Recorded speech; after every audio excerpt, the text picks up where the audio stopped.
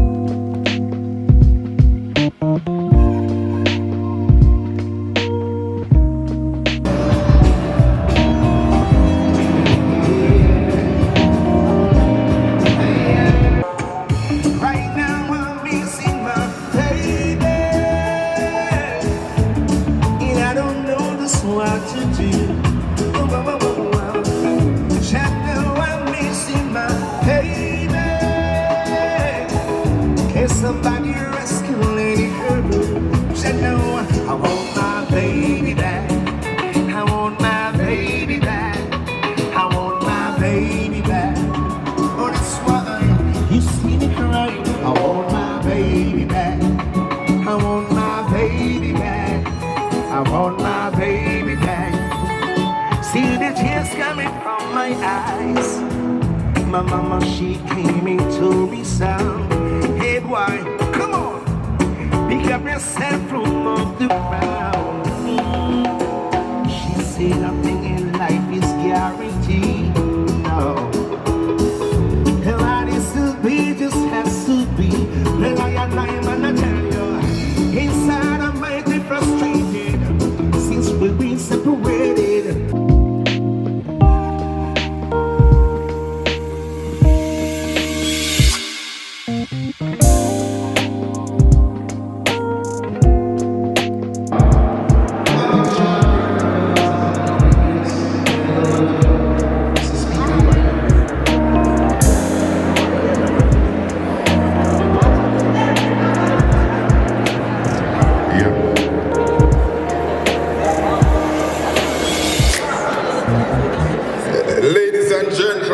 I want to give it up for the Curlew Reggae All-Star Band who have been entertaining us for the last hour with some proper music.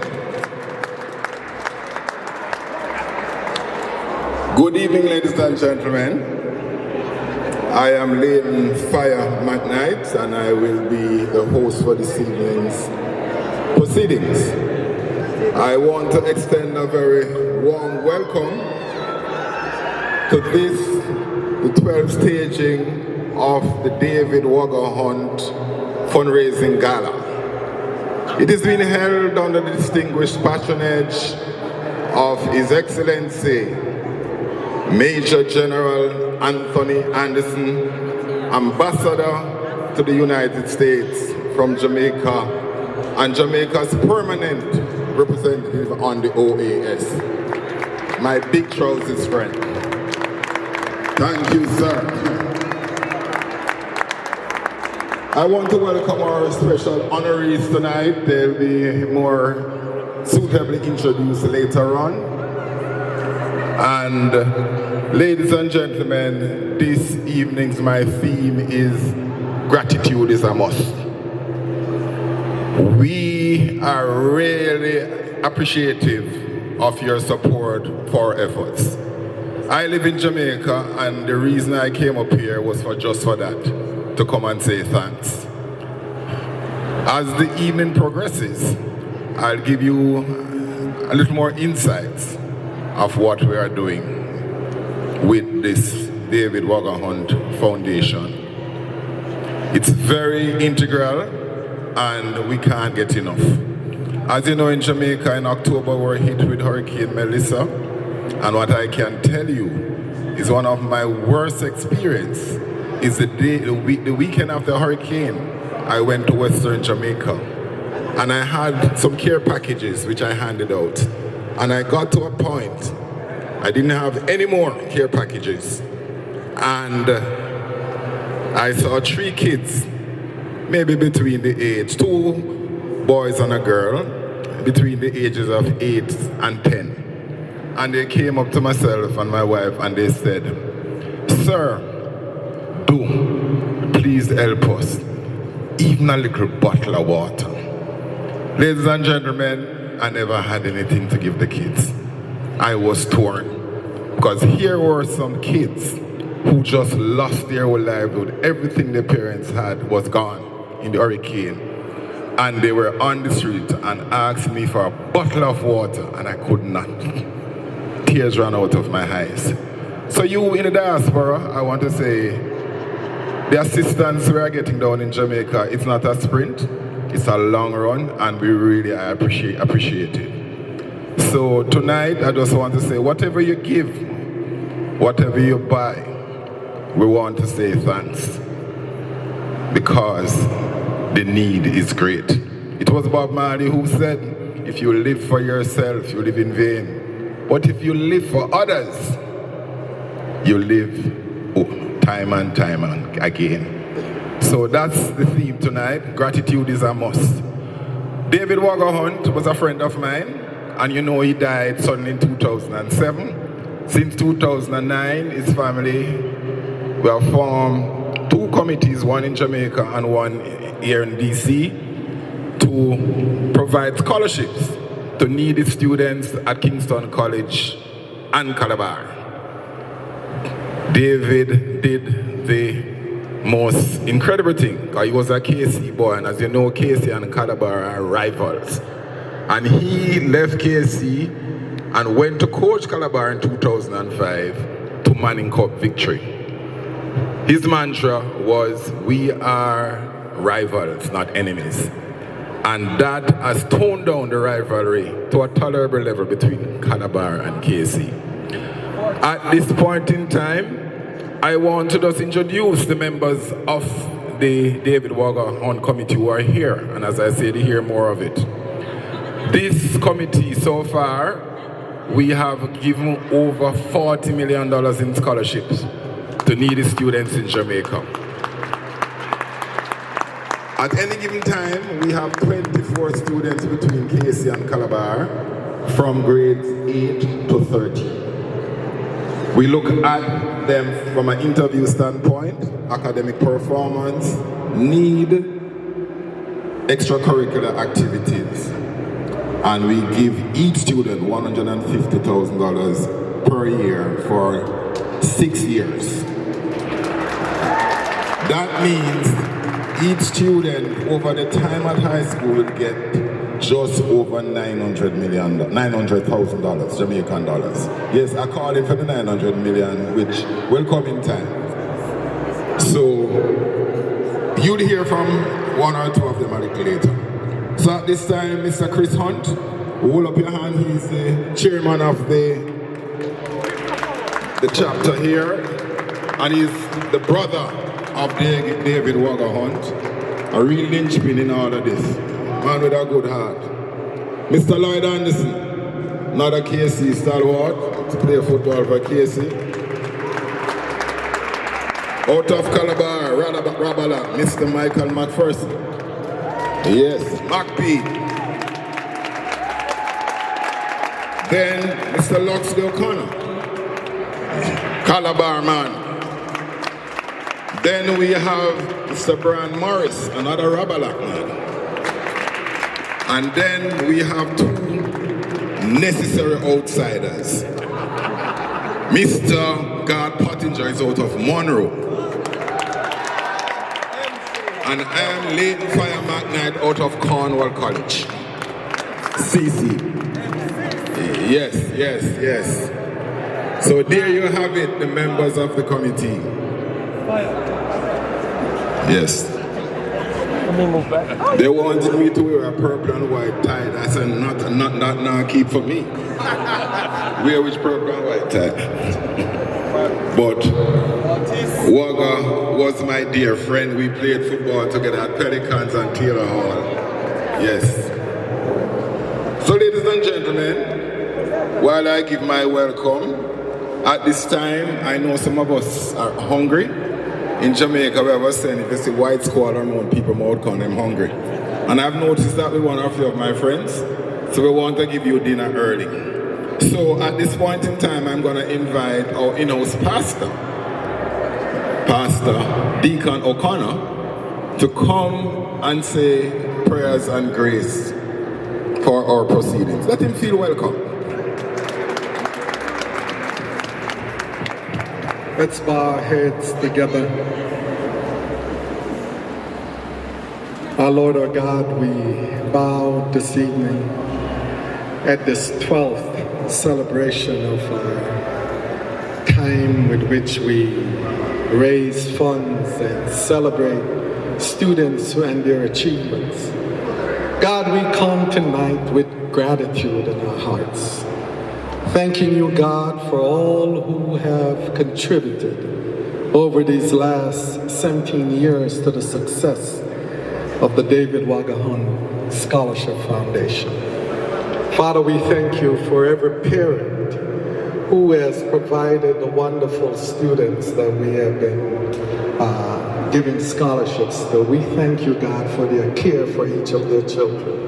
We thank you, God, for the instructors, the administrators of both at Calabar and KC, who have kept these young people attended to and built on their skill sets that they are where they are today.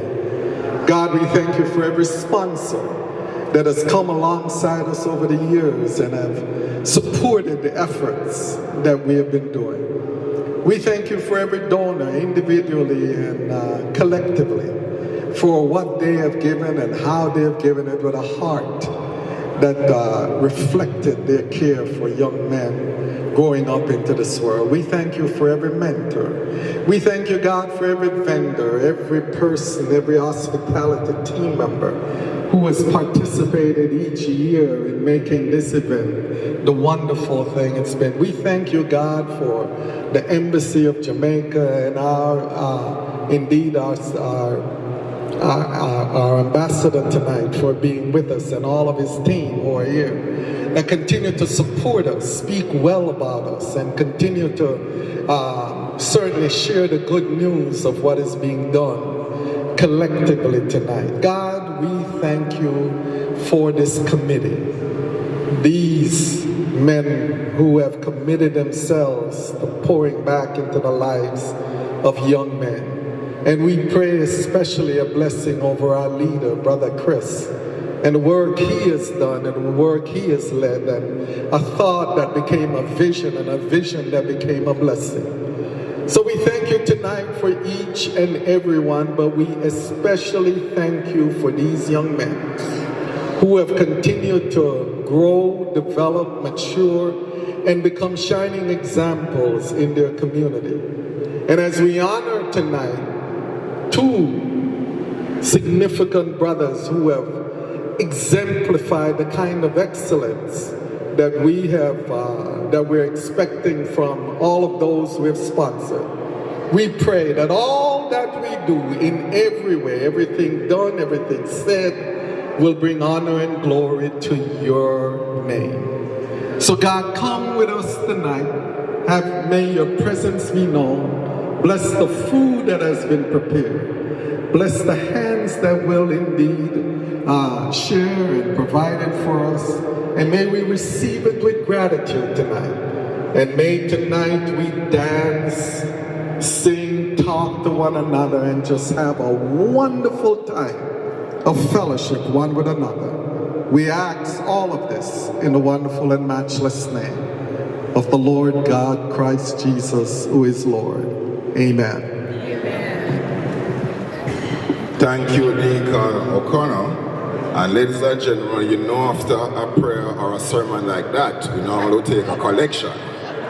So I'm not going to take the collection, I'm going to ask you just to make a donation in lieu of the collection to the David Wagga Foundation. So you're going to have your opportunities. So thank you again, Deacon. We are going to dine now. Before I dine, or you dine, let me point out some housekeeping matters.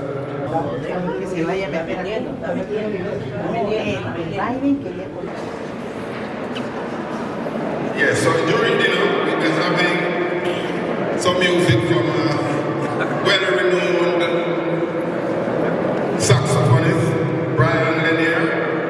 So you'll be hearing some good pieces from him.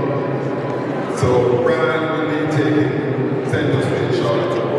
Yes, also, Brian, over to you.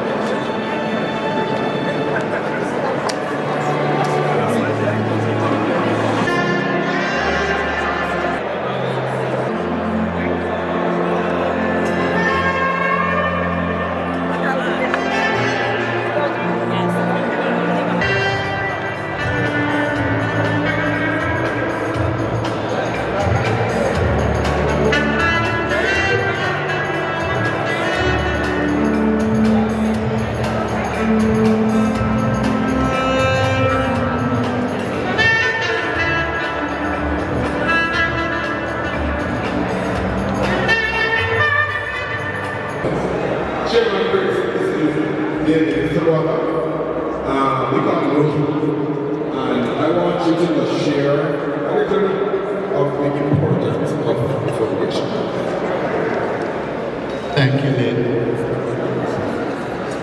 I remember it was a Friday morning, 2007, when my oldest brother, Garth, called me. I had just come out of a meeting, and he told me that it's not looking good for David. It was very touching. David was only 51. He had just had his daughter, who was 8 months. My brother Paul, who is a doctor, they called him, but there's nothing that could be done. When it's your time, it's your time. So when I came to Jamaica for the homegoing service, I was really overwhelmed by just the love and affection that it seemed that David had on a lot of people. So after the grieving, we as a family and some close friends decided to keep David's legacy alive. There are certain things that we can't really quantify. You know, the ROI. But pretty soon you're going to hear from two individuals. Taj Williamson, who is a former scholarship recipient from Calabar High School. And this May, he's going to graduate from law school.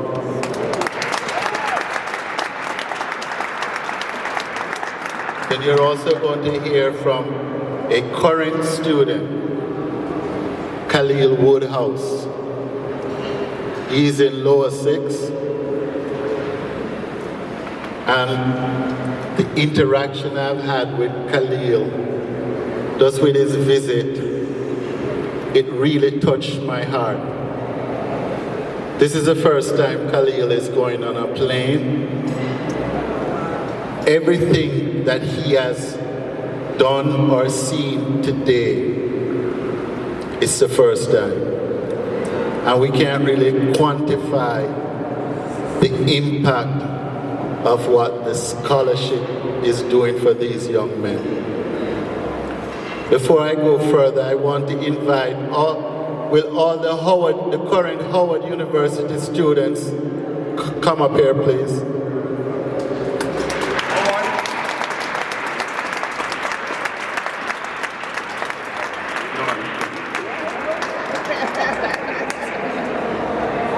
No, buddy.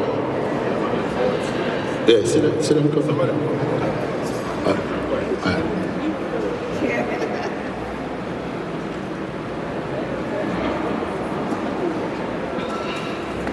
HU.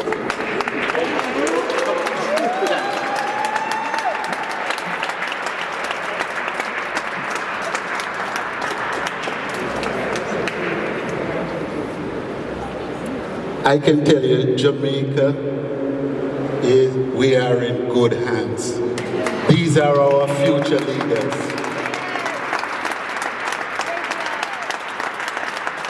There's one person I want to single out, and I think 3 of these young ladies went to Woolmer's.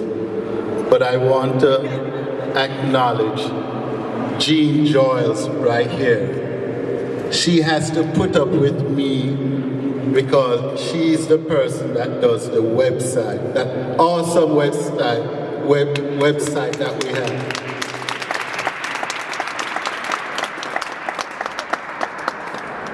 We're also, Mr. McPherson and I, we're part of another organization that the chairman is Don Christian, Jamaica Howard University Affinity Network.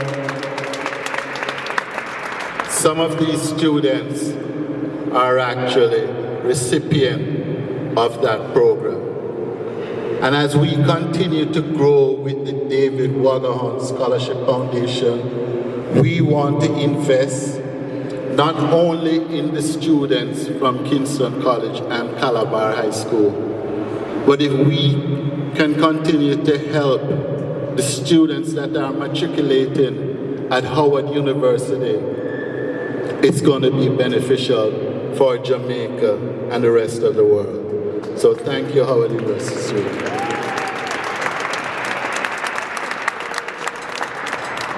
So, you know, in closing,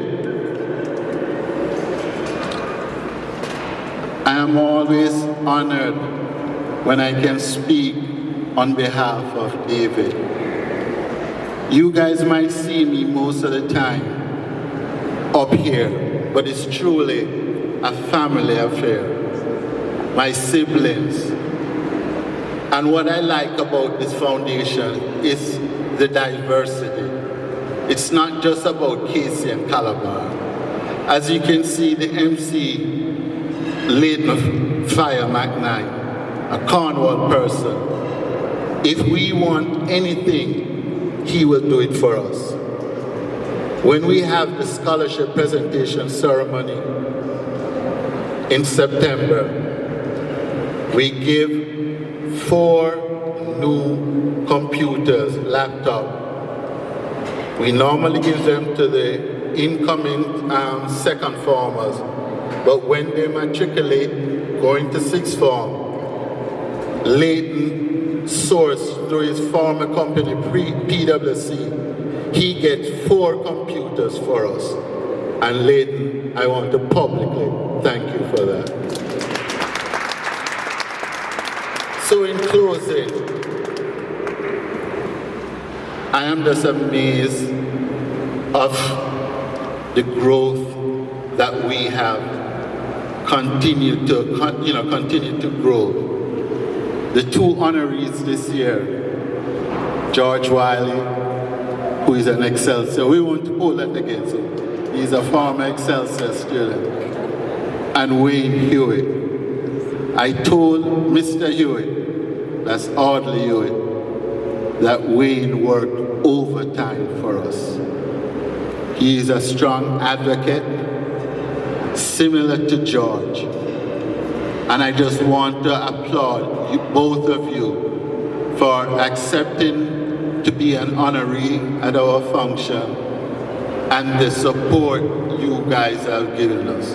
So thank you guys.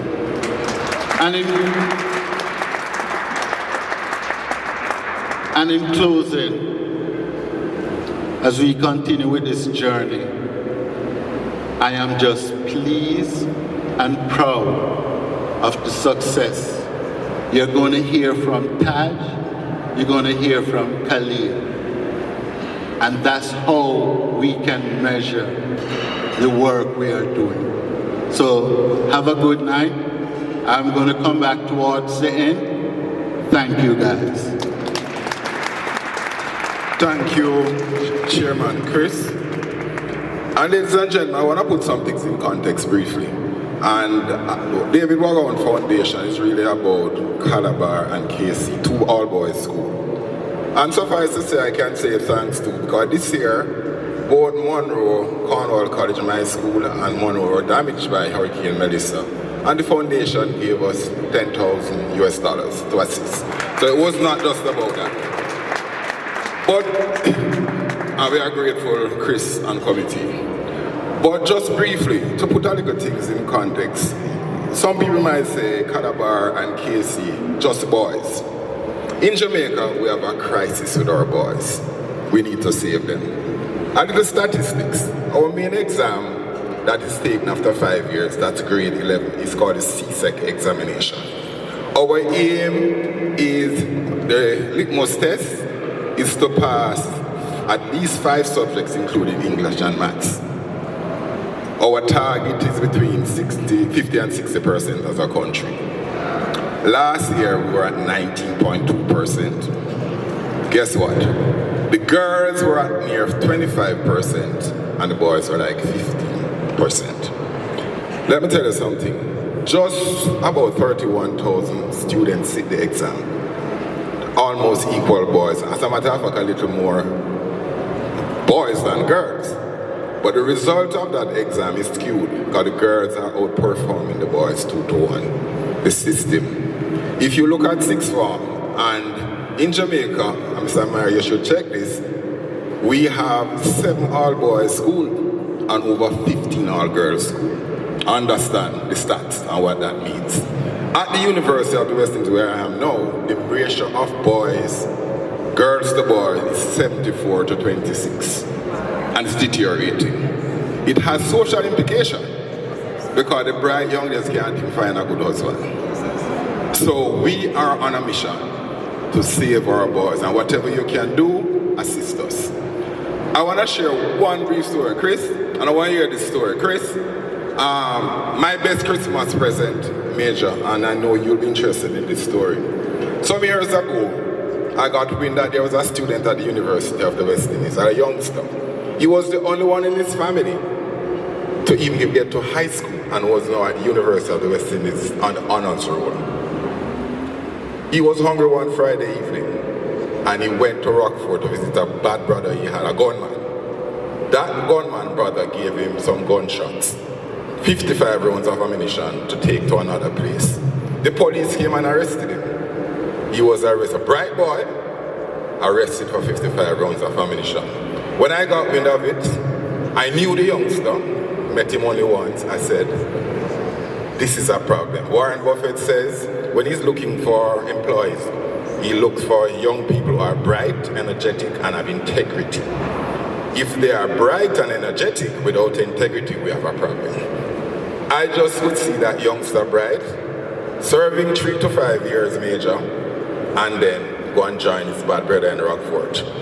So I came up with an idea, so I'm going to save him. So I approached a lawyer friend from KC, his name is Linton Walters, and I said, let's try and save this youngster. The CUP in charge of East Kingston and Port Royal was Arthur Brown. I called him and asked him to assist me. We came up in a scene to go to the judge and plead with her, special judge, plead guilty, charge him some money, release him in our custody, no fingerprint, no criminal record, and let him come back to university and finish his degree. We did that. Long story, but we did it. He was released in our custody. When I went to see the youngster the evening he was released, he said, thank you, Mr. McNair. I said, I don't want any thank you.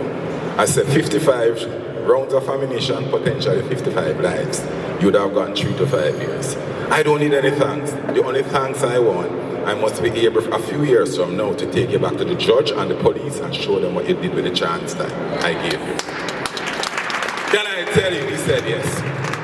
He graduated with honors, and he was working at a client of mine, Facey. And I saw him one day, and I come in, I asked the CFO to give an eye. I didn't tell the CFO what time, and he was doing well. Then after about 3 years, I couldn't hear from this youngster again. I was saying, my God, I wonder if he has relapsed. December, I got the dream of my life. The youngster tried to contact me. I saw this number from Canada, and I did not answer because worried about, compromising my phone. Eventually, he sent a note. And I want to read the note and tell you what happened. I just want to read it myself. This note I got. Just to tell you. Oh, wow. I'm there, right? Almost. The note reads, blessings, Sir McKnight. This is Michael Brown. Hope you are good. I was just reaching out to say thank you. I was fortunate enough to get a second chance that most youths never get, for which I'm forever grateful. Just giving you an update to let you know, I've migrated to Canada, completed my MBA, and just reaching out to keep you updated. I have the highest level of respect for you, knowing without you it could not have been a possibility. When I called him, I was almost, that young one was able to tell me that he finished his CPA exams, finished his MBA, and is now the internal audit manager of one of the largest banks in Toronto. True story. Now, ladies and gentlemen, if we didn't intervene with him, you never know what could have happened. So this is what our foundation is about. A lot of youngsters, they are bright, they don't have the needs, and they are not able to pay for their academic education. They are going to end up on the wrong road, and we're going to end up with some bright criminals. So again, thank you, and this is what David Wagga Foundation is about. All right. I'm going to move on with the program now, and I'm going to be introducing a special gentleman. But before that, last year we lost one of our real ambassador, Curtis Ward, who was a giant from the Caribbean here. And at this moment in time, I just want us to stand for a brief moment to pay respect by observing a moment of silence in honor of Ambassador Curtis Ward.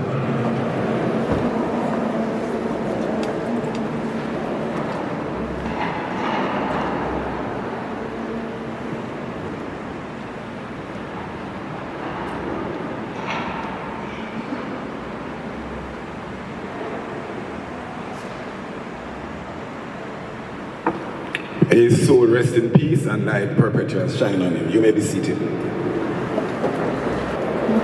A Jamaican who has served our country beyond belief. Can't go through all the CV right now and I'm going to read it.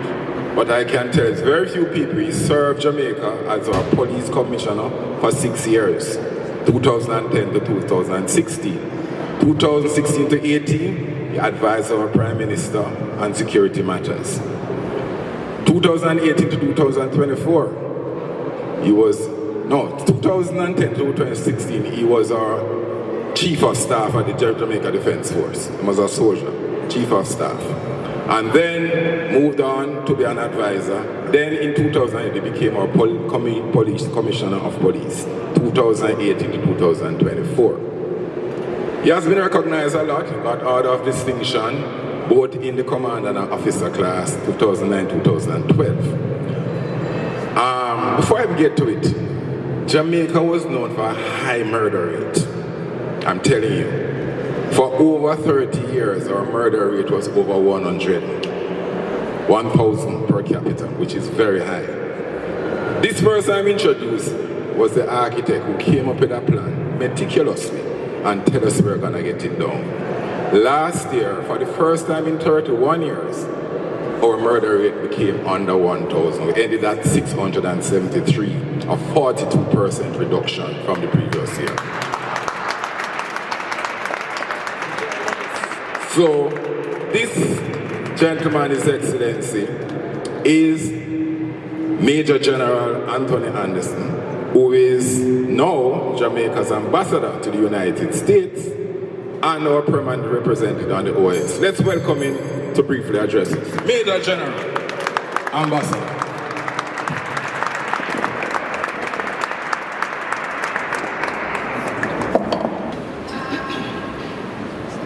Thank you so much for that introduction, Leighton, but also thank you for that, what you did for that young man.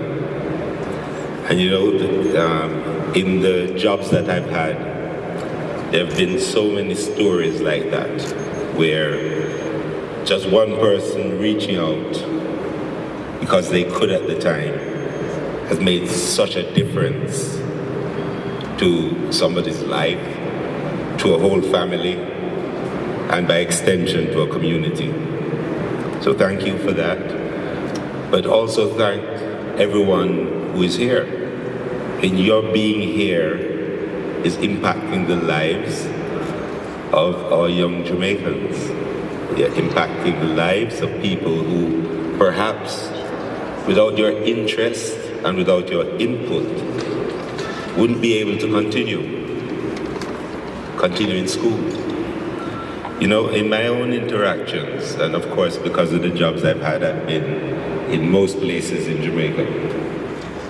And I have come across the smartest of kids in our inner city who just, because they didn't have opportunity, fell by the wayside. But when you engage them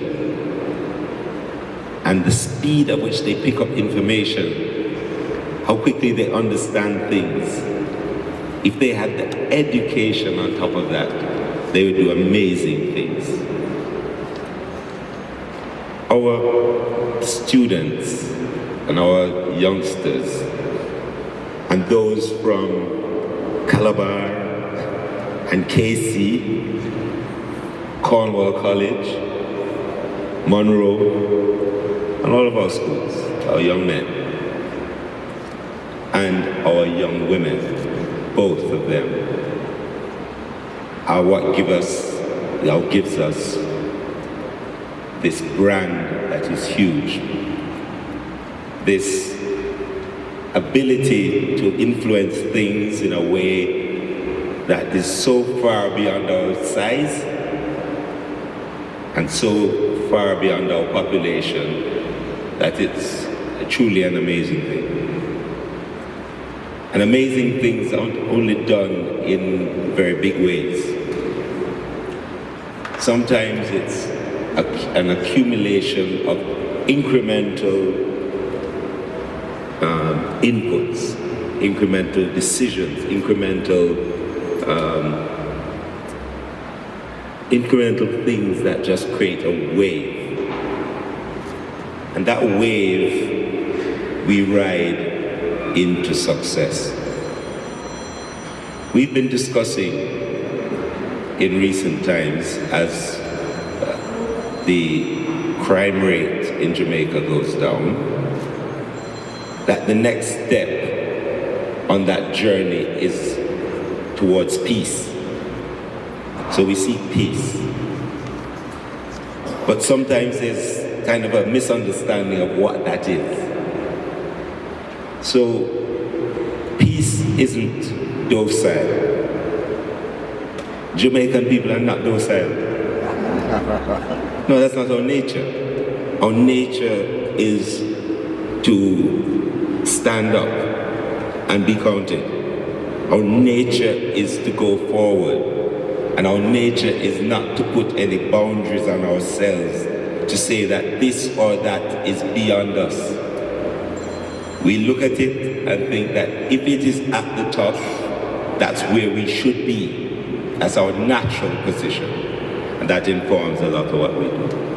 Now, a lot of that spirit we see incubated through our sports at the high school level. And so, especially, as a matter of fact, especially of course in our athletic championships. So you have this intense competition that takes place, intense competition at this level, at high school level. And that competitive spirit is what allows us to do things, go abroad, join into other countries, systems, and rise in it to the very top. That competitive spirit. What we do here, this raising of funds to fund those young men is part of funding that competitive spirit, that intense competition. But here's part of it. That is the rub. Competition, great. Intense competition, great. Conflict, no good. It's the other side. We start going down the hill. When we transition from competition into conflict, we start to lose the gains we got of going up the hill as we come down the other side. Competition, and the competition between, the intense competition between, say, a Calabar and a KC was iron sharpening iron. It was pushing our athletes to the top. I don't know if people remember back in 2007-8, around just before this started, we ended up in conflict between schools. Violence started to emerge around schoolboy sports. In 2009, there was a whole movement towards bringing that back so that you have intense competition on the field and collaboration off the field. This is what this is. This is the collaboration, and within that intense rivalry between those high schools, that you can have this.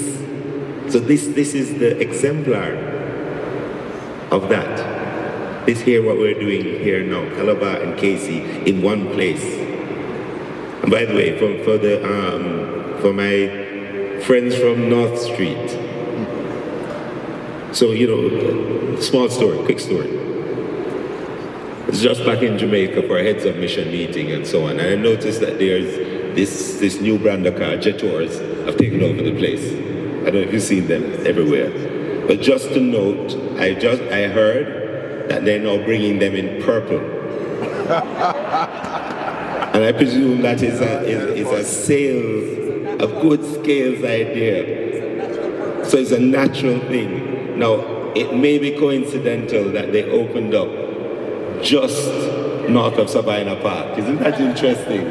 Just north of North Street. Isn't that interesting? So, but ladies and gentlemen, it's really, and Chris, you and your team, fantastic things. It's amazing what you do. And it's amazing that you can pull this together year on year, and that you didn't wait on the perfect before you got going. If you can do 2, do 2. Later on you do 24. Later on you do 48. You just keep going and keep driving at it. Because that's the spirit. That's the spirit we have to enjoy we do.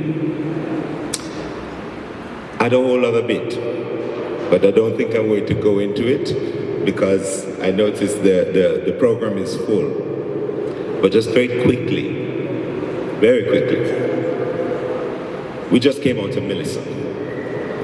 Or we just had Melissa. We're not really out of it. But our recovery has been fast. I've been involved in this type of thing for a long time, and this particular recovery has been fast for where we are, based on it being one of the largest storms that have ever hit anywhere in the world. And that at this stage, by 100 days, we could see a marked difference. The work continues, but we have to open for business. We have to get back on reconstruction, adapted reconstruction, so that the next time around an event will not be as big a crisis. The event will happen, hurricanes will happen, but depending on how you have structured your infrastructure, your housing, etc., it will have greater or lesser impact. And I just want to thank everyone in the diaspora who moved rapidly, and all the other entities, countries that responded from across the globe to Jamaica's concerns. Right here in the US, the response was quick, was on point. For all the companies that responded, a number of people here, including Honoree, thank you for doing the right thing, you know. And I know, having done it myself, that as a country, Jamaica assists everyone else. As soon as something happens, we're there. Sometimes we're there alone, but sometimes we're there with others. So we get to pay forward. So we're getting now, we're going to pay it forward. Our young people who are getting these scholarships, pay it forward. Your success means 5 other people's success. Our Howard team raised significant money, and I had the opportunity to join them down there for Melissa. So just thank you. I could not thank you for all of what you did around Hurricane Melissa. And I'll leave on just one last thing. Jamaica is open for business. There are huge opportunities for investment. It would be good if Jamaicans take advantage of these investments, not because you're Jamaican, but because they're good ideas and can make a lot of money. I don't really have the time now to go into all of them, but significant assets are there, and ways in which investment can occur. And I believe at some time, but certainly at some time this year, I will bring in the people into DC who can speak about these things in a very specific way and show clear pathways for investment in Jamaica. The number of persons coming up for citizenship now has increased. People looking for their passports now, it has increased. Jamaicans are finding Jamaica and home. You can see the push, the movement back towards home. And so have straddled both. You build this society, you can build your own, you can build both. We don't do ors, we do ands. So, to all of you, I'll stop there. I wanted to speak about limestone, but that's for another time and another discussion. But certainly the team, Chris, you're on your team, the MC, ladies and gentlemen, thank you. Thank you on behalf of Jamaica, thank you on behalf of these young people, thank you so much.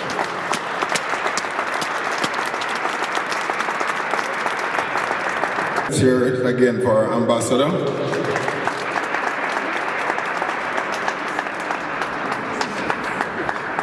And if you listen to the theme of his speech, it's thank you, it's gratitude. And you know, I said I came for one reason. I came from Jamaica to just come and say thanks. As Jamaica, we have a saying that said, we're not giving nobody nothing to put down. So whatever you give is from your heart, and it's appreciated. It takes us just $1,000 to maybe save a youngster's school year in high school, and that's what we do at David Wagga Foundation. As I mentioned, we have silent auction at the back. You can just sign up. There are some giveaways, but to be honest, while there are these number of bag and luggage, and you know, like the market price may be $700, our minimum price is $400 and whatever. But it's not so much the deal. The big deal is saving a young man. That's what we are looking at. So when you get some time, I'm asking you to try and sign up with the silent auction and do it. It was Gramps Morgan who said, if you give a little more than you take, if you try to fix a little more than you break, if you are someone who tries to help a stranger in the rain, there's a place for people like you. That's what we're saying tonight, right? So we're just asking you to continue to support us and support the cause by supporting the David Wagga Foundation, and again, we thank you.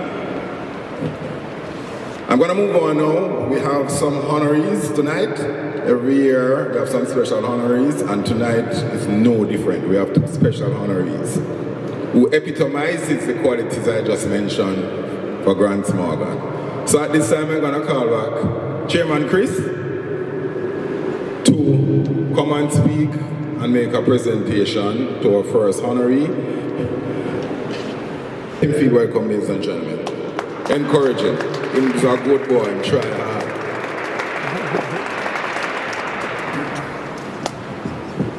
It is my distinct privilege to welcome Mr. Wayne Hewitt. He's one of our honorees tonight. And over the past 3 or 4 months, I've interacted with Wayne a lot. I've learned a lot from Wayne as well. I know we are running behind schedule, so without further ado, let me come down here. It's probably easier. So, Mr. Wayne Hewitt, it is really a privilege that you accepted our invitation to be our honoree this year. And on behalf of the David Wagga Scholarship Foundation, we wholeheartedly would like to present this token for especially the philanthropic work that you have done. You have sat on a lot of boards, Home Depot, Wells Fargo, UPS, and I'm just amazed that you continue to strive. As a fellow Jamaican, I'm very proud of all your accomplishments. So on behalf of the David Wagga Scholarship Foundation, we would like to present this plaque to you. I don't have on my glasses, so I can't read what it says. No, that's my shades. That's not my reading glasses. So Wayne. You want me to read it? Yeah, Wayne will read it for us. It's not every day to get to read something that you're being given. Don't hold it against me. It says the David Wagga Hunt Scholarship Foundation, Washington, D.C., February 21st, 2026, presented to Wayne Hewitt for exemplary business leadership and philanthropy in the USA and the Jamaican diaspora, the David Wagga Hunt Scholarship Initiative.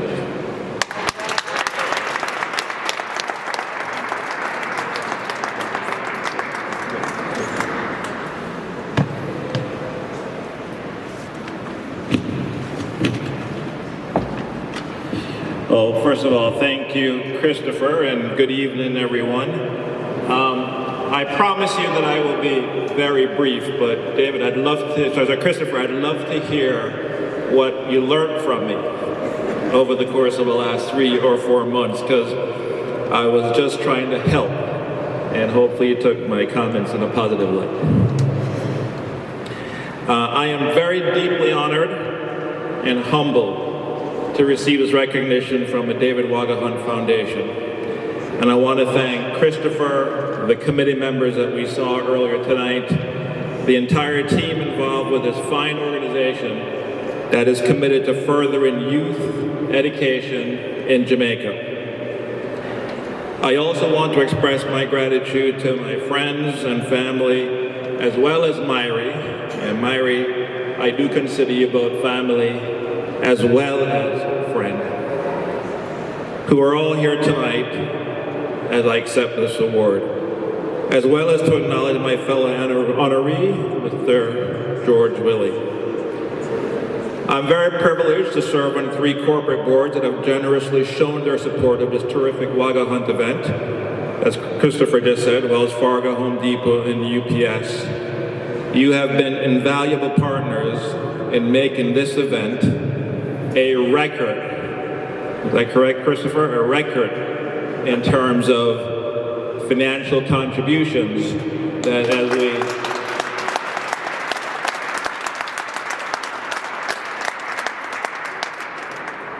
we've heard so far tonight, we know exactly why those contributions are so necessary. I could call it special. A lot of people who are here, because we have folks here from all organizations I've been involved in, but I also just wanted to especially call out Nikki Clifton in the back from UPS. She's here tonight, obviously,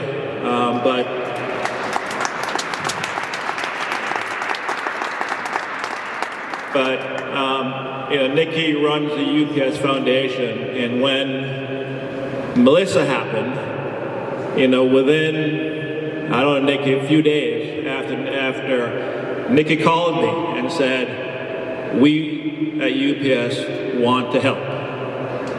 We at UPS want to help. Even though Jamaica is not a huge market for UPS, the UPS team led by Nikki said we want to help. And not only did UPS, including Nikki, give money to the island, Nikki personally traveled to Jamaica to actually see what was happening on the ground, tried to coordinate with so many different folks to make sure that things got delivered to the right person. And for that, I think Nikki of the island will be in debt to you, and I personally want to thank you for that.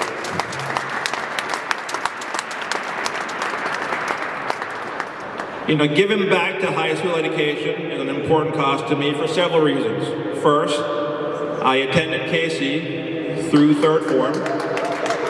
Unlike many people here, I was not fortunate enough to graduate, but I do know firsthand the power of a KC education.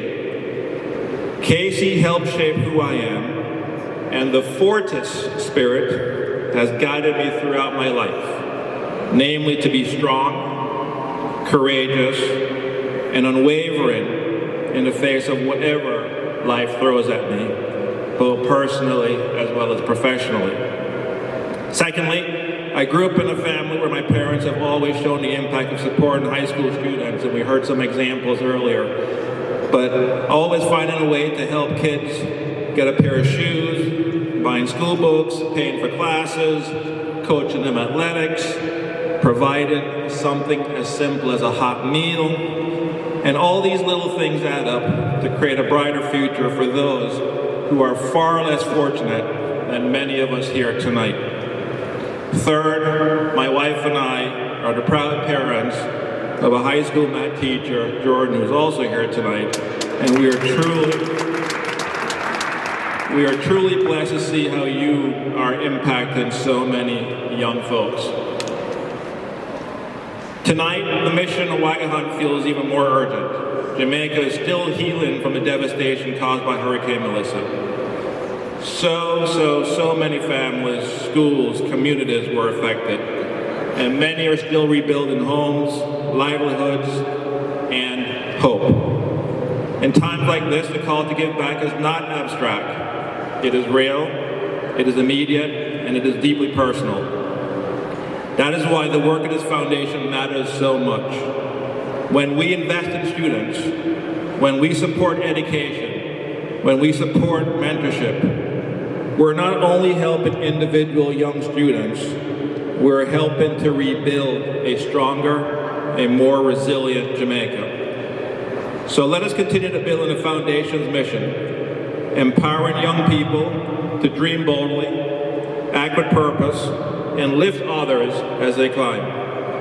In the wake of Melissa, giving back is not optional. It is how we honor those who are struggling. It is how we honor David Wagga Hunt's legacy. It is how we honor the Fortis tradition of strength and service. It's how we honor the spirit of Jamaica itself. Thank you again for this honor.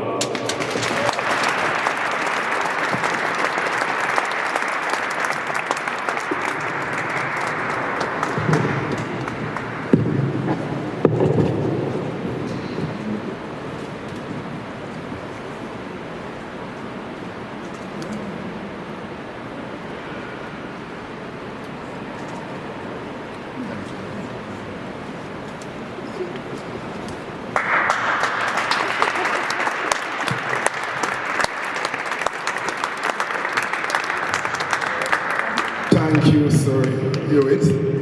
Thanks for your contribution. Thanks. Dad is also a past honoree, so it's the first father and son. We are honoring.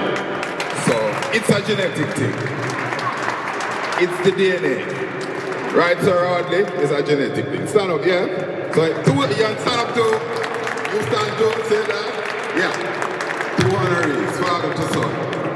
And I need to have a word with your son at the end. Continue tradition. My good friend Chris, our chairman, boy, ladies and gentlemen, I've never seen this in my life. Now chairman Chris comes up here with his glasses like this and tells us that he can't read because he has forgotten his glasses. When confronted, he's telling us that this is his shades. Now what him shading at 10 o'clock and I don't know. Right? My grandmother said, Papi show. I love Chris, but this glasses thing, I couldn't let him off. He cannot come with him glasses. No, I forgot my glasses. And I have the glasses so bright and that's him shades. No, really. Anyway, it is this. Forgive him, he's a good boy and he does a lot for us at David Wagga Hunt. Give him another round of applause. And I'm gonna have a silent auction for our glasses next year. But that's our committee meeting. I'm gonna invite Sir Loxley O'Connor to come and do the presentation. Our second honoree, a special friend of mine. You know, come up, Loxley. Oh, you wanna come? You need to borrow this? Oh, let us make sure, guys. I want to watch me the same thing 2 times. Take this thing myself.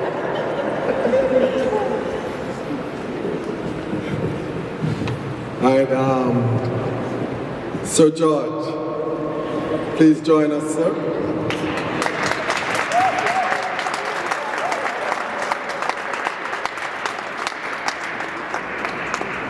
It is my absolute pleasure to give this award to Mr. George Wiley.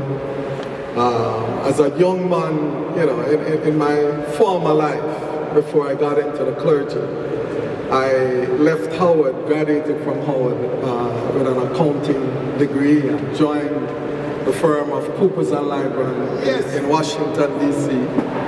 Recruited one of the best and brightest in Don Christian and the like, who have been around for years and done exceptionally well.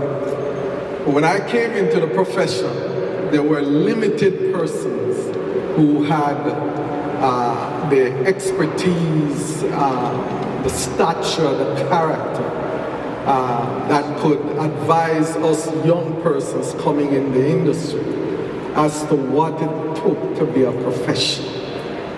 And George Wiley stood out as that person for my era of being a part of the profession. I have known George now for over 40 plus years. Almost. Right? I'm the younger of the two, let's just be clear. Right? And when I met George, not only was he a professor and all that, you know, I was coming out, my earlier influence was Dr. Baron Harvey over there, who helped in my preparing for my CPA exams. But when I came out into the profession, I met George Wiley. And I was introduced to him by persons I thought, you know, tremendous about. And they said, this is the man you want to know, right? And George mentored me in the profession.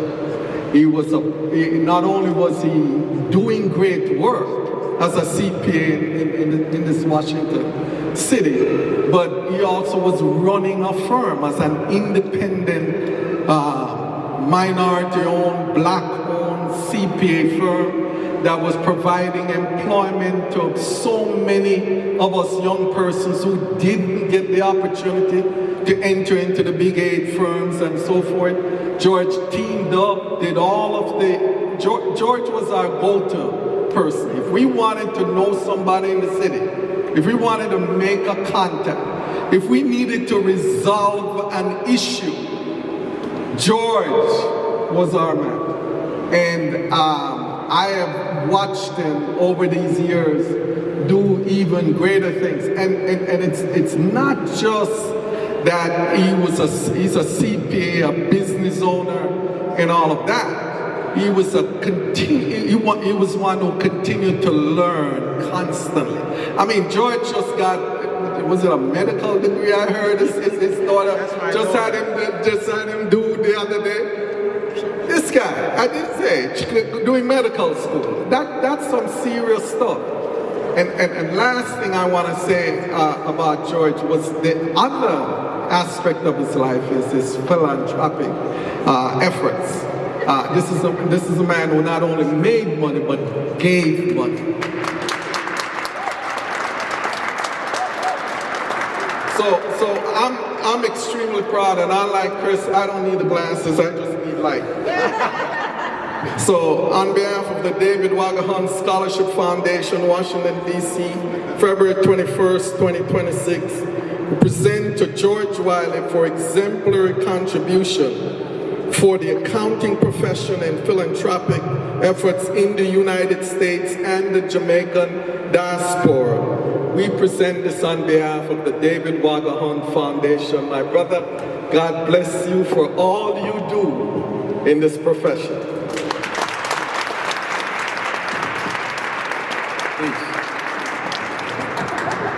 My daughter warned me about stepping up, you know, with old age and everything else. No, I go up there because if I do not, my wife will never forgive me showing up. So I step up.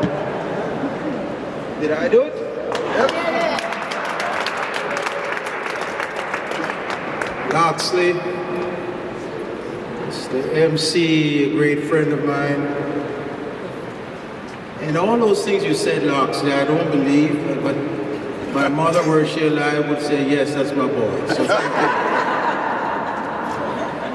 you. Ambassador, much peace to you. Thank you for your kind words, and thank you for all that inspiration and the work you are about to do and will continue to do on behalf of Jamaica. To my wife, my partner, and everything that I own. There she is.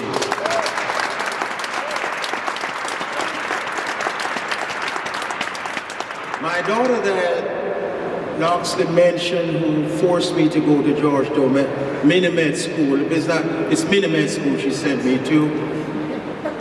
Dr. Wiley. Salute my daughter. Salute to my grandson. Salute to my son-in-law. I salute Dr. Harvey, my friend, and Madam Eva. Much peace, much love, respect. And Marie Grant, that I will talk about later, And of course, Mary, who has been a part of my world for so many years. Glad to see you.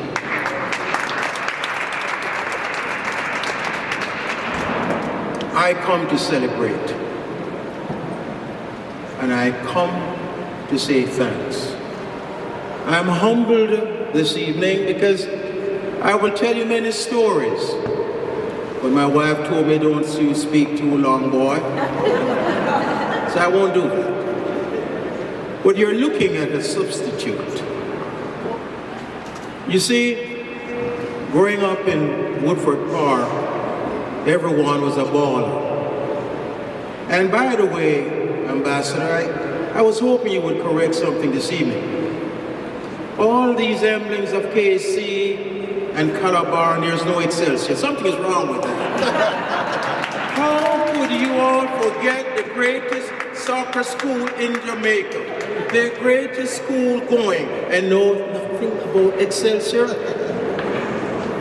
But I forgive you, because this evening is special. This evening is special, and Brother McKnight, it's okay. It's okay.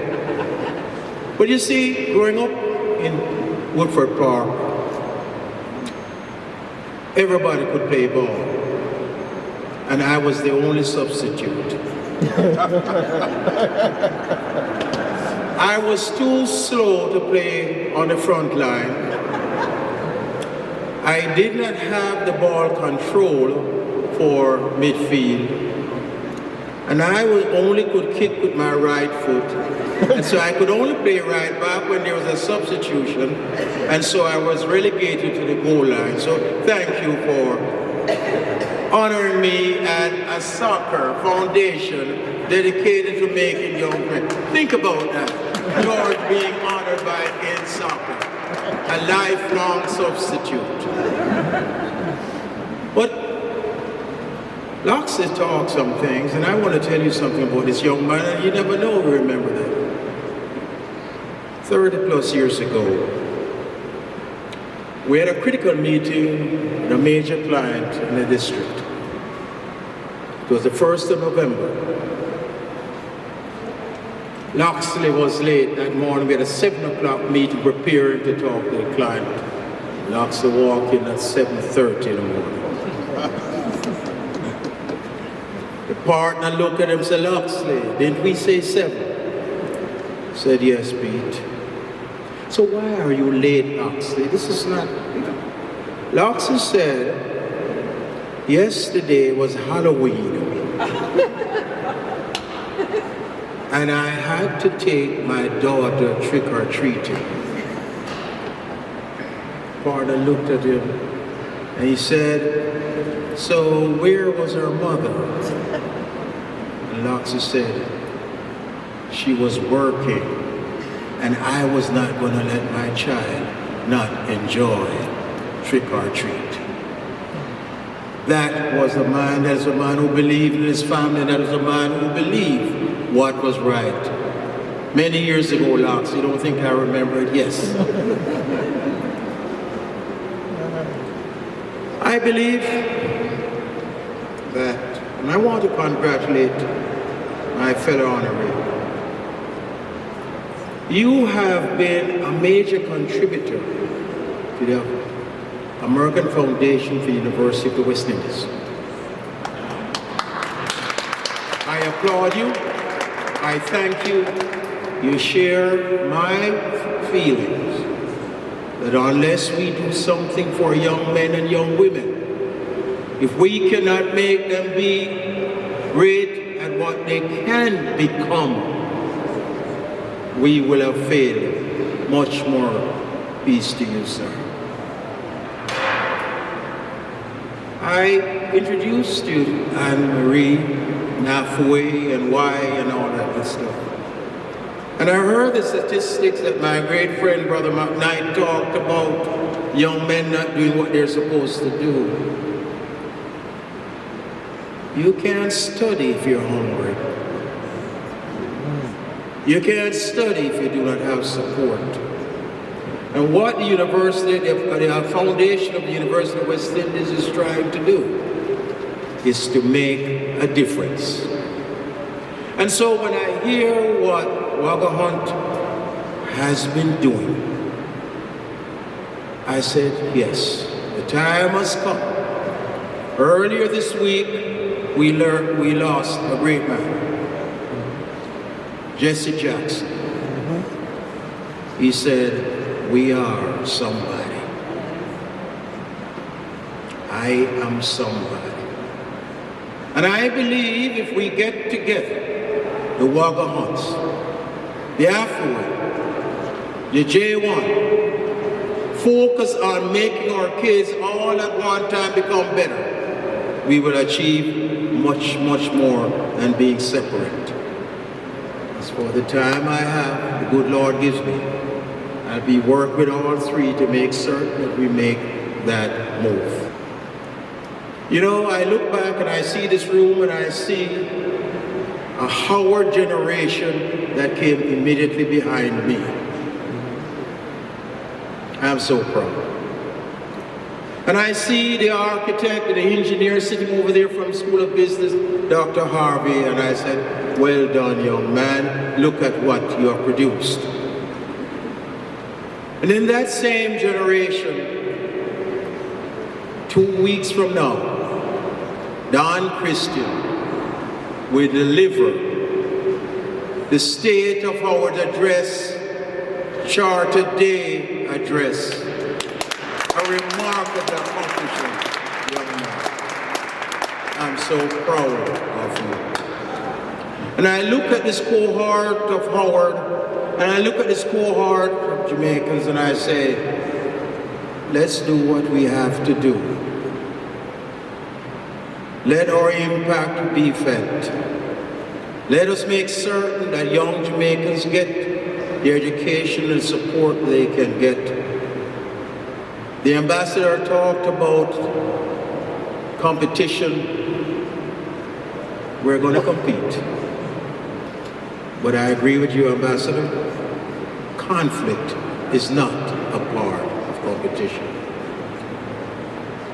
And I challenge Wagga Hunt and this foundation, please never leave Excelsior off your list as we go forward.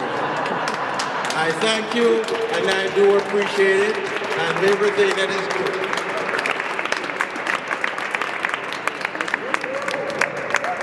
I'm coming back down now. Take a picture.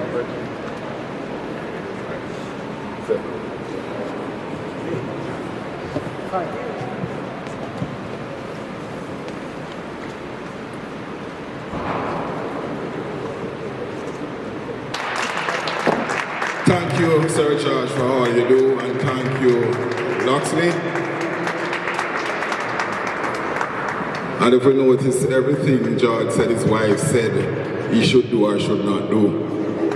You know, ladies and gentlemen, I got married 30 years ago and I told my wife all major decisions I will take and all minor decisions she will take. Well, after 30 years, I have not taken any major decisions yet. I hope you get the story. Anyway, at this time, we had a national icon, international icon, who left us last November, Jimmy Cliff.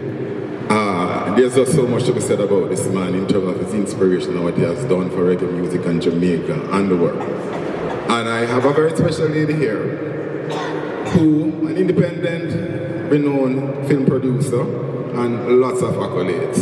And she's the daughter of Mr. Perry Enzel, who co-authored, produced, essentially, How Did They Come? And that was a big break to birth Jimmy Cliff on the sea, as we know it. So at this time, I'm going to invite Ms. Justine Henson to come and pay a tribute to our international icon, Jimmy Cliff. The harder they come, the harder they fall. You can get it if you really want it. Many rivers to cross, etc. Come on, Justine. Right. Yes. And then after she's done, Mark P, you'll come and make a presentation. Good evening, ladies and gentlemen. It is an honor to be here. Thank you so much for inviting me. I've learned a lot tonight about the Wagga Foundation. I mean, the fact that anything can bring Calabar and Casey together is remarkable. I'm very impressed. I am here to pay tribute to the remarkable James Chambers, known to the world as Jimmy Cliff, and to me as a member of my extended family. Jamaica is known to excel in many areas, but our athletes and our musical artists have been our most accomplished global ambassadors. On the surface, they would appear to be very different characters, but they are more similar than one may think. Both have an innate, God-given talent, but in each case, they will not be successful without applying tremendous amounts of discipline and hard work until they make excellent look effortless and easy.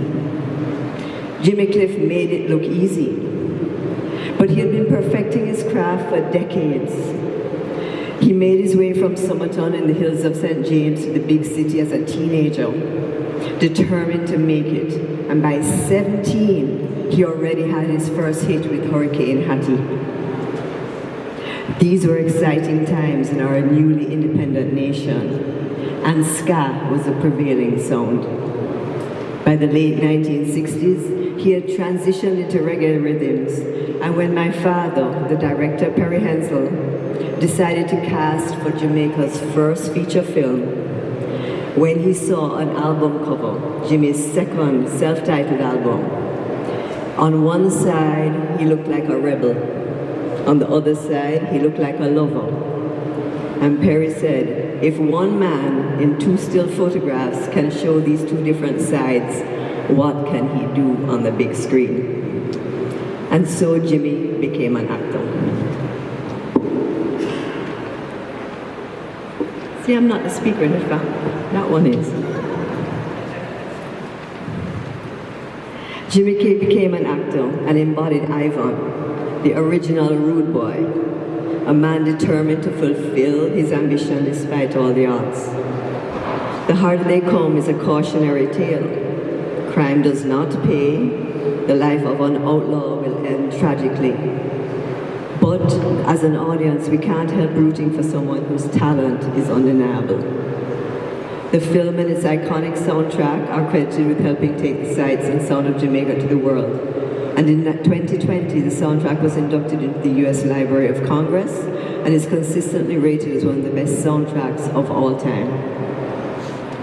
Jimmy played a bad man very convincingly, and he loved being an actor. But in real life, Jimmy didn't drink, he didn't take drugs, he had an incredibly strong work ethic, and I never heard him raise his voice or saw him lose his temper. He did, however, have 19 children. The man was a very charming man. A singer, an actor, and a superb performer, Jimmy was also an amazing songwriter, penning tunes like Many Rivers to Cross that were hits for himself and then covered and coveted by international acts. Bruce Springsteen performed Trapped, and Bob Dylan said that Vietnam was the best protest song he had ever heard.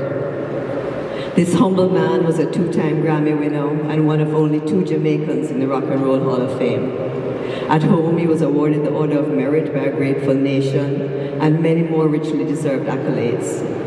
At the end, tributes were written all across the globe, not only in music media, but mainstream media, heralding the significant contribution to world music.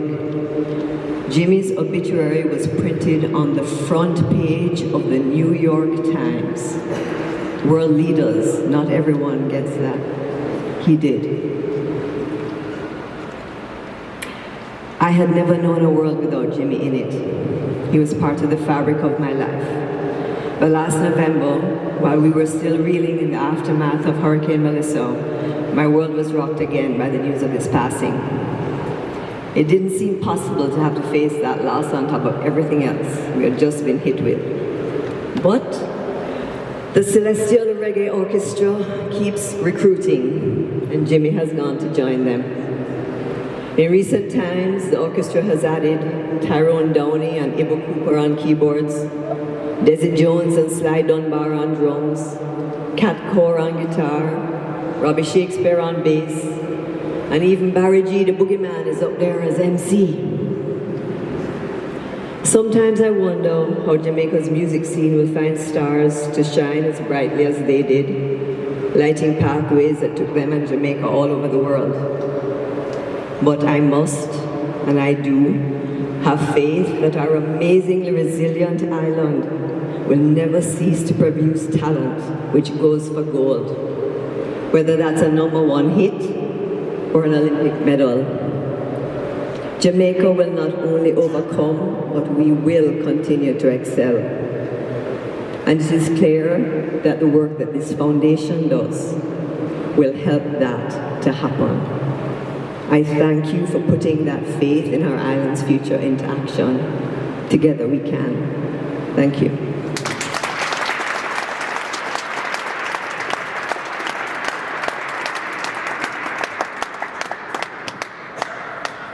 Wagga Scholarship Committee, just want to present you with a small token of appreciation.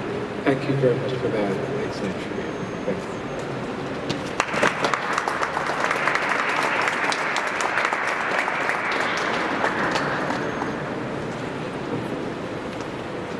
Thank you, the rebel in me. Jimmy, the icon. Thank you, Justine. That was a good tribute and background to that international icon.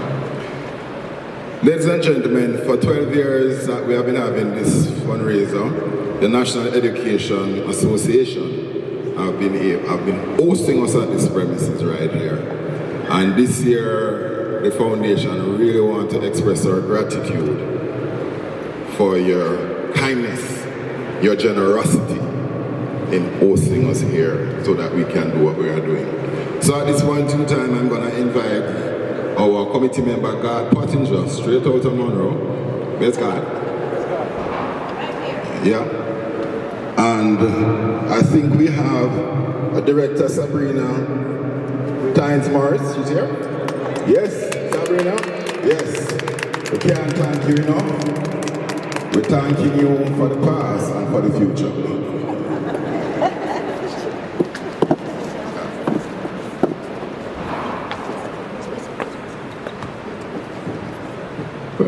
On behalf of David Wagga Foundation, we'd like to present this token of our appreciation and your kindness over the years. Thank you. Thank you so much.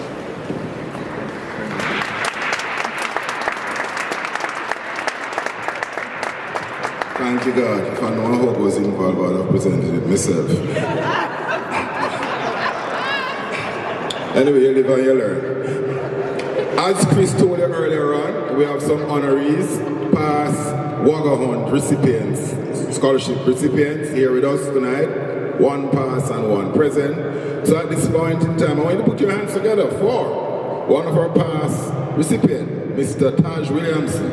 And he's going to give you some brief remarks. Taj? Yes, this is tangible evidence of what your contribution do.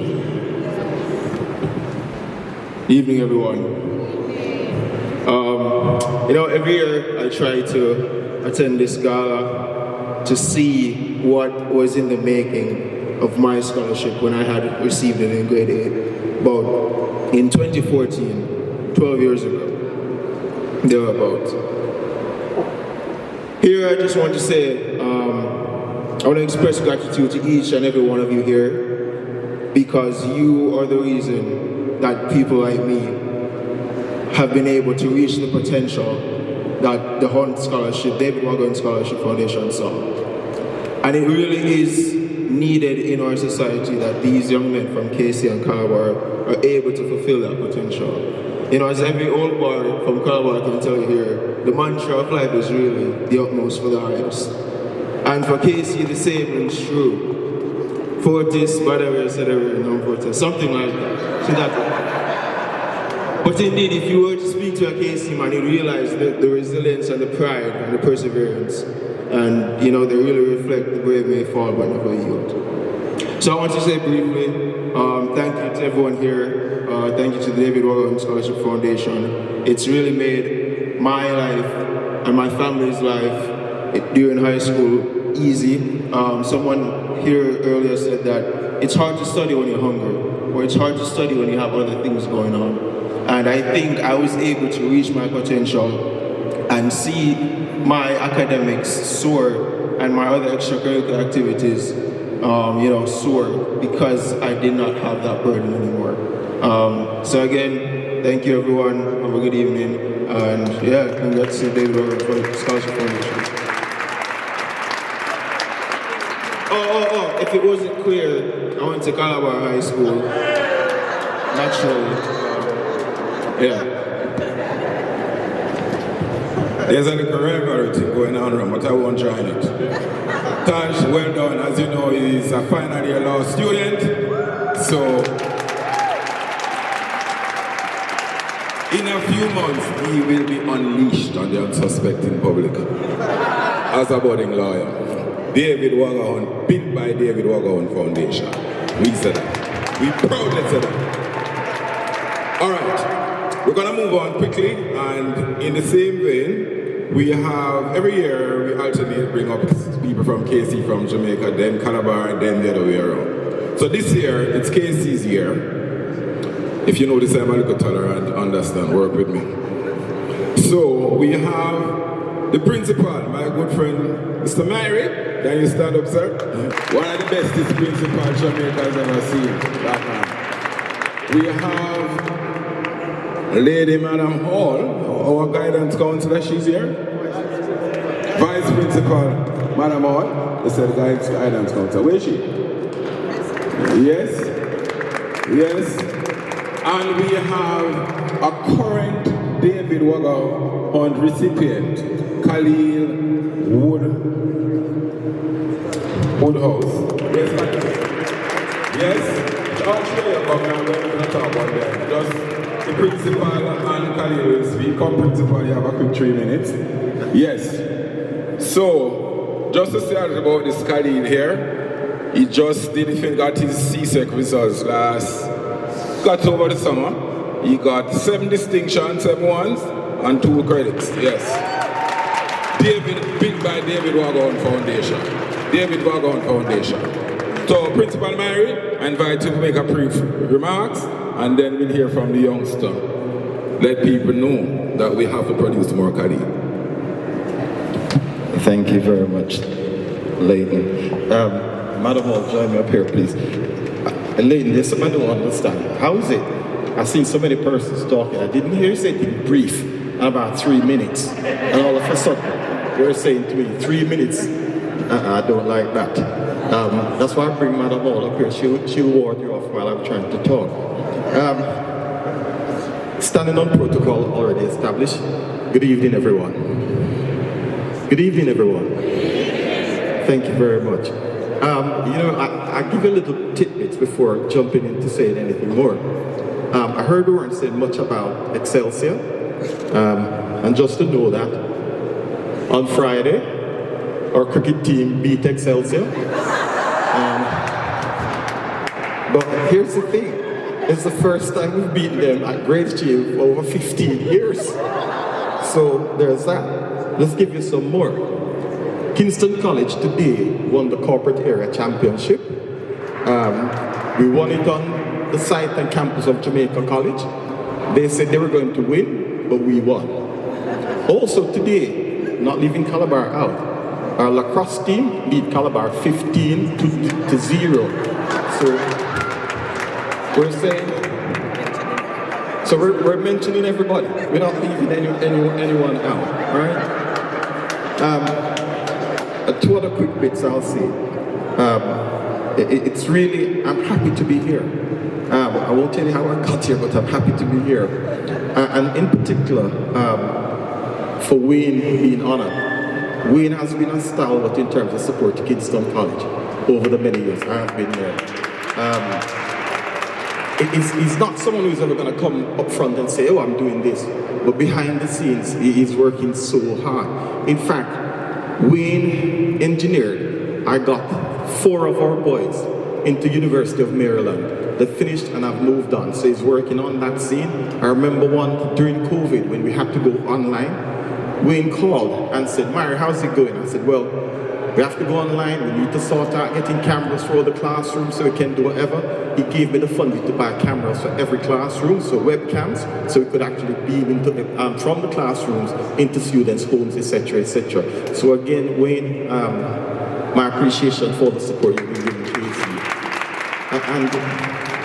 And it wouldn't be right if I didn't also mention his father, Audley Hewitt, because that man's a stalwart.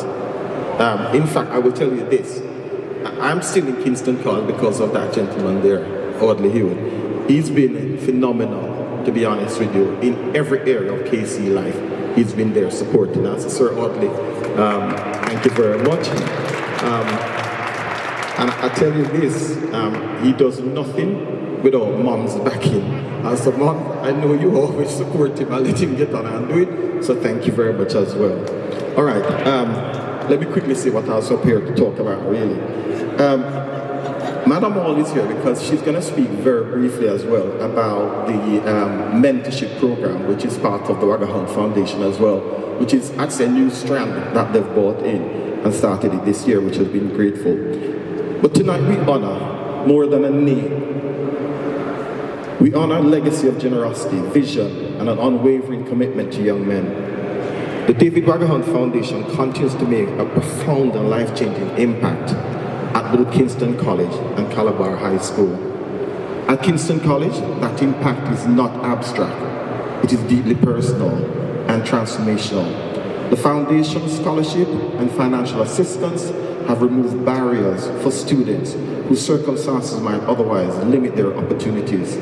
Because of this support, young men are able to remain focused on their studies and participate fully in school life and pursue excellence with dignity and confidence. For some families, this support has meant relief from financial strain. For some students, it has meant the difference between uncertainty and stability. In fact, it was said before, if students are hungry, they can't learn. And this scholarship also helps to feed those students, and so they can focus on their education, not worrying about where am I going to get the next meal.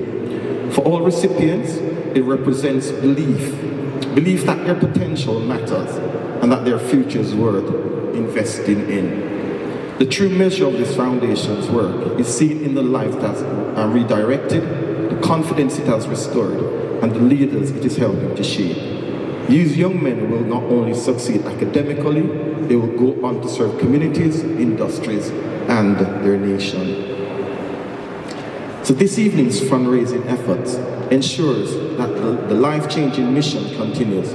It ensures that deserving young men, regardless of circumstances and where they come from, can access opportunity and thrive. So on behalf of Kingston College, I extend sincere gratitude to the Wagga Foundation and its supporters. Your generosity is not simply supporting schools, it is transforming lives. In every young man whose path is changed because of this foundation, the legacy of David Wagga lives on. And so I want to thank the foundation again for the work and support to Kingston College and to Calabar. And also Madam Hall will now quickly speak about the mentorship program, which has started and is also a key initiative. Thank you, Mr. Mary. I stand on the protocol observed before me, and a pleasant good evening to you all. Congratulate the honorees on your contribution and your continued work, because we cannot do what we do without your assistance. Now, the mentorship program is the latest aspect that the David Wagga Foundation has added to the many things that they do. And they saw it fit not just to provide financial assistance, but what they thought was needed in a more structured way is mentorship for these young men. Some of them, they did not have or do not have the sort of structure at home. And it is important that we find them mentors with integrity and who also show what their future selves can look like. Because many of them come from the same background that they're from now, and they have made it. So it shows them a model that they can follow. And we thank you so much for the vision that the foundation continues to have, so that they continue to add more and more value to the lives of the students. The powerhouses of Jamaica, the two, Kingston College and Calabar, that have contributed to nation building and will continue to do so, especially with the help of the David Wagga Hunt Foundation. So we thank you and we thank all of you who are here contributing to this cause. Have a pleasant evening. Thank you again, and we ask you to give generously. Thank you. So Mary, and thank God you never say Cornwall get beaten to the top. Notice. All right. Khalil, your time. After Khalil, we have a presentation to Madam Hall. Lady, just make the presentation for us. And come up, Khalil. We're just trying to get it going. I'm saying we're just presenting. They say, beside every good man is a good woman. And in Jamaica, they say the best school in Jamaica are one of the best that we could ever say thank you to. And to all the 4 teachers that are here, please stand real quick. Mr. Mary, all the KC, please stand. And for those who wish to went to KC, please stand also. But on behalf of the David Wagga Hunt Foundation, it is my sincere pleasure to present this token of appreciation to you. You have been a rock. And I know we're here tonight with Calabar and Excelsior. And in 1 month's time from today, as Jimmy Cliff said, when champs come, the harder they come, what? The harder they fall. Thank you very much.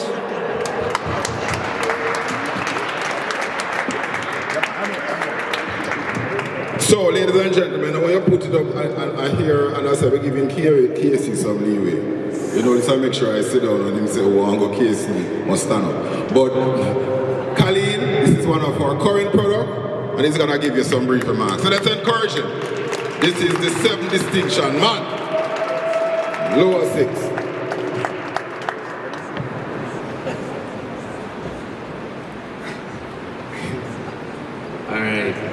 Good evening, everyone. It's just overwhelming amount of faces that I'm looking at since I've been here. This is my first time overseas, so I'm just trying to soak in everything.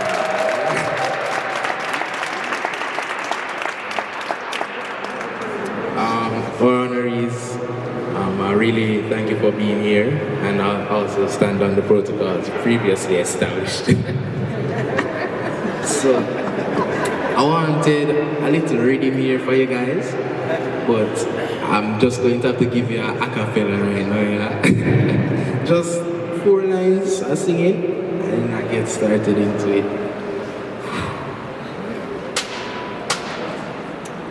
So, easy. Everybody. I catch everybody.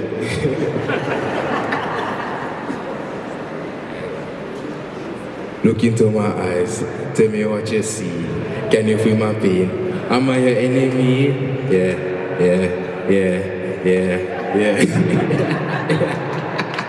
Look into my mind, can you see my wealth? Can you tell the eye? Want to help myself? Yeah. DJ, Lord rhythm.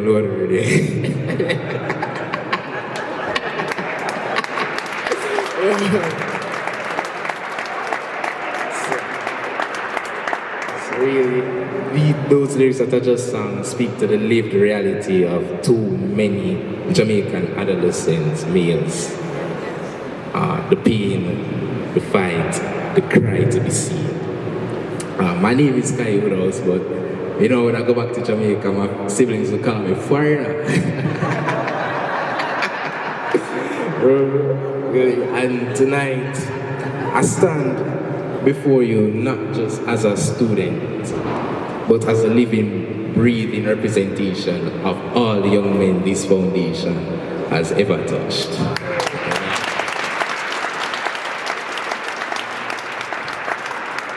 So, standing here, carry their voices, their hope, and their gratitude.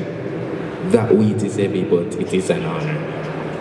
First and foremost, I want to thank God for the multiplicity of blessings that has brought us all here tonight to enjoy this wonderful gala, constructed by our chairman here, Mr. Christopher Holtz, and his team, amazing team. I met everyone. You know, I've been to the dinners. Is there so much persons behind the scenes? You just have to meet all of them, you know? You know, as the songwriter says, taste and see that the Lord is good. Blessed is the one who takes refuge in him. We have hidden in him, and we have been blessed.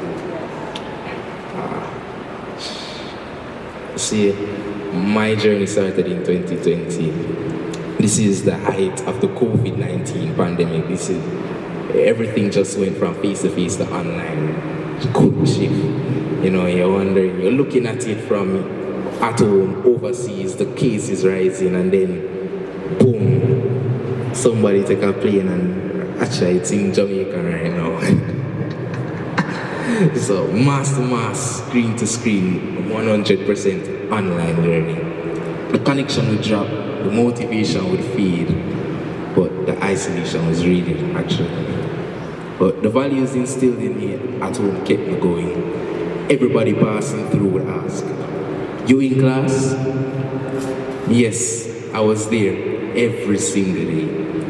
And then one simple question from a guidance counselor. Her name is Miss Nadine. First name, Nadine. She's a really good guidance counselor. Have you been to the Melbourne campus? There's two campuses, like you see.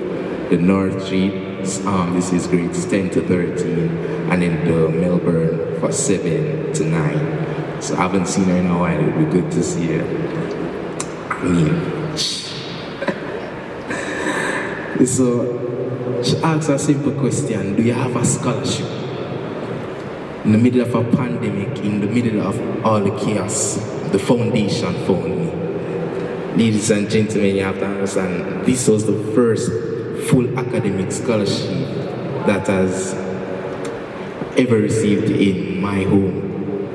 I am the fourth of 7 children.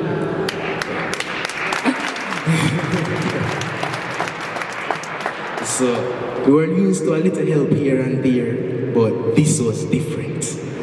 I still remember receiving my first laptop and having the financial freedom to afford every academic requirement.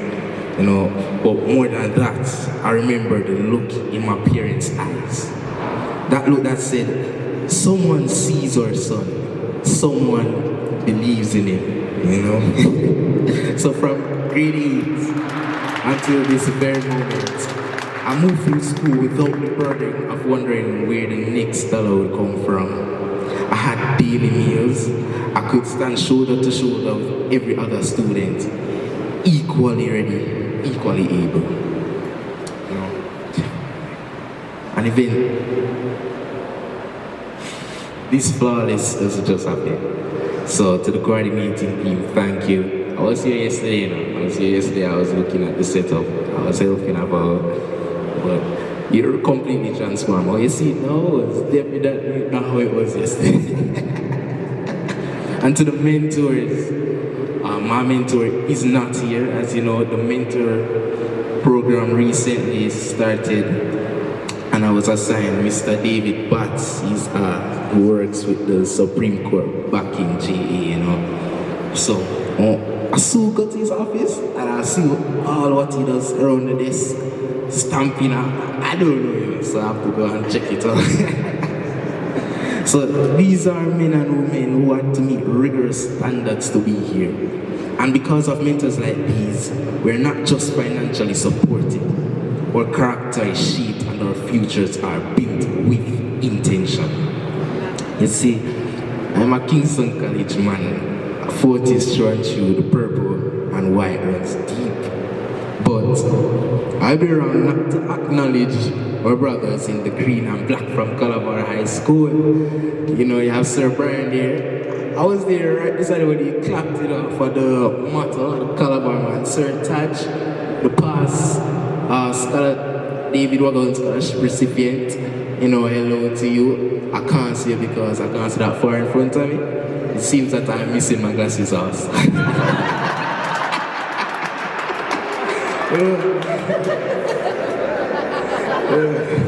The rivalry we enjoy on the tracks and fields, these songs. It's like this.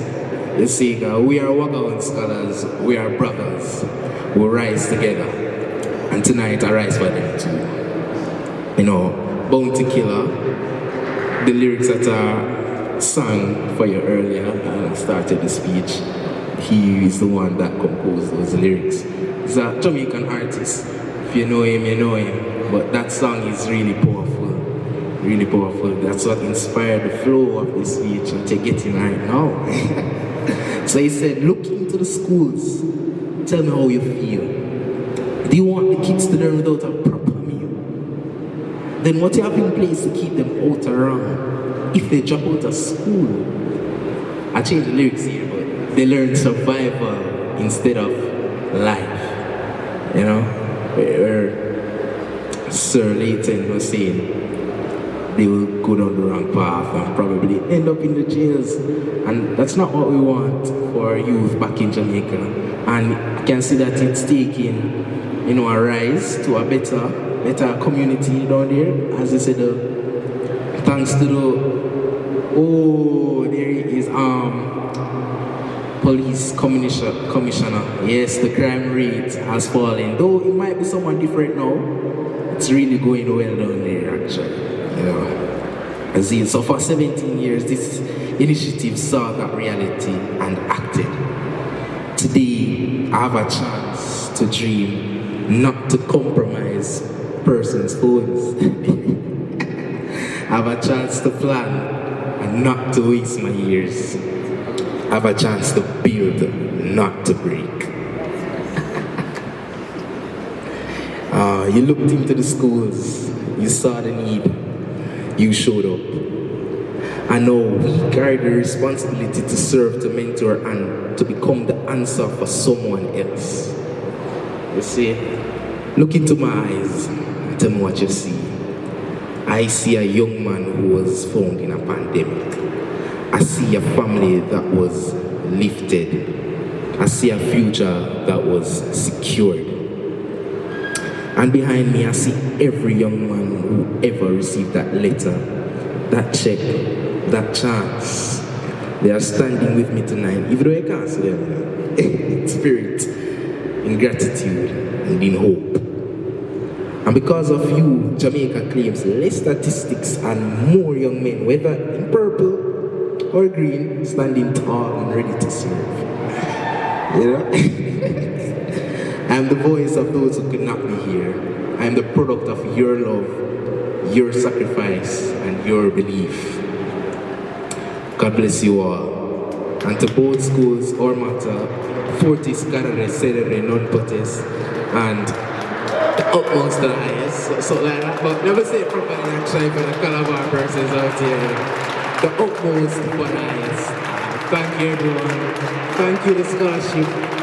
Everyone, I'm having a really good time out here. I try to talk to everyone, but some persons sleep to me.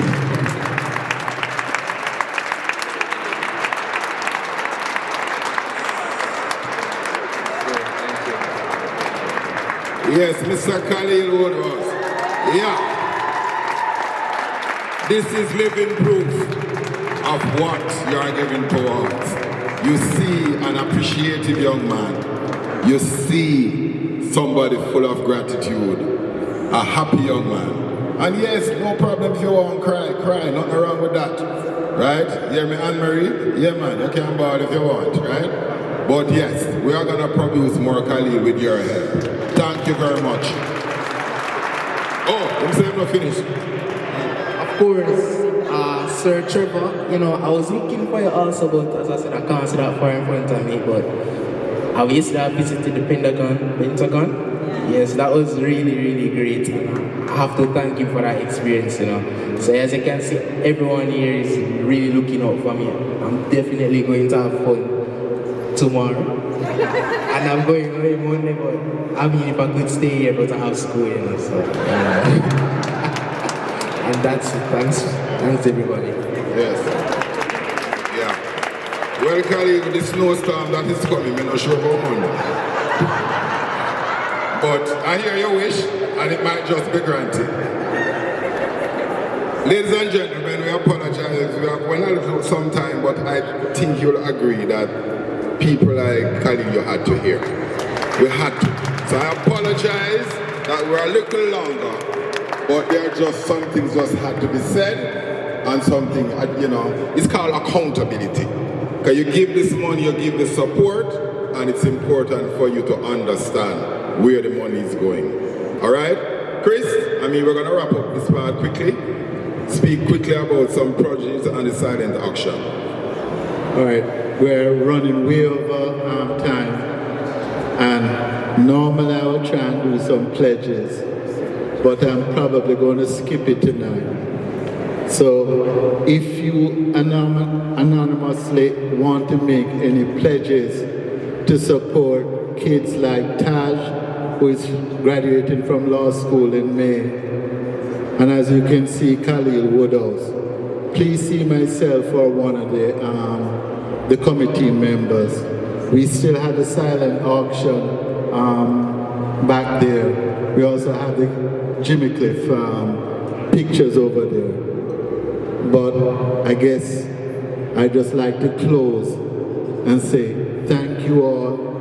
It has been a tremendous pleasure to honor Wayne Hewitt and George Wilder. It really was an honor. Do you have any closing remarks, MC? Yes, ladies and gentlemen. So just quickly, we have some very, nice Jimmy Cliff memorabilia on sale out there. Just check out, as I said, the contribution will be faithfully applied. So we're inviting you, the price tag is over there, just speak to us. And we have the pledge form at the back for the silent auction. Just support us as much as you can. So, as I close, and we are gonna repair, the band is coming back, and we have the DJ over the Bob Marley room to my right. So as Oswald said, ladies and gentlemen, let's give a little love, let's give a little hope, let's make this world a little better.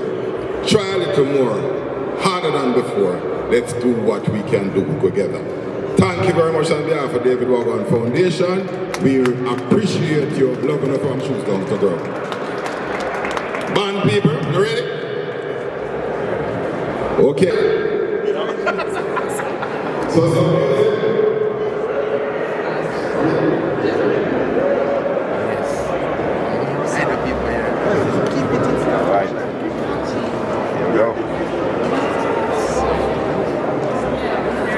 Yeah, what I'm bought. You haven't done video. Yeah. Gotcha.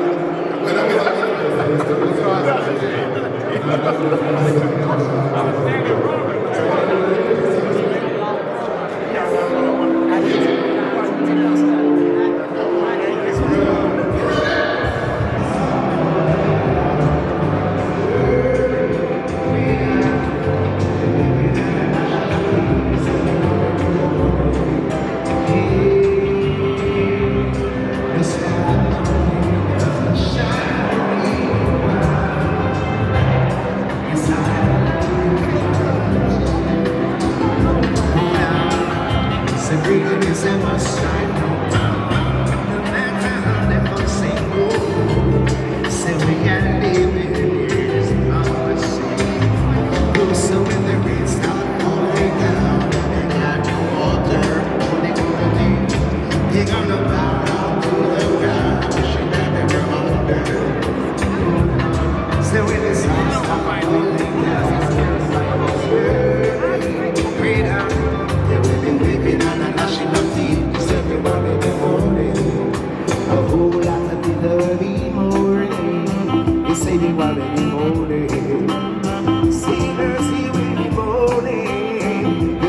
early morning.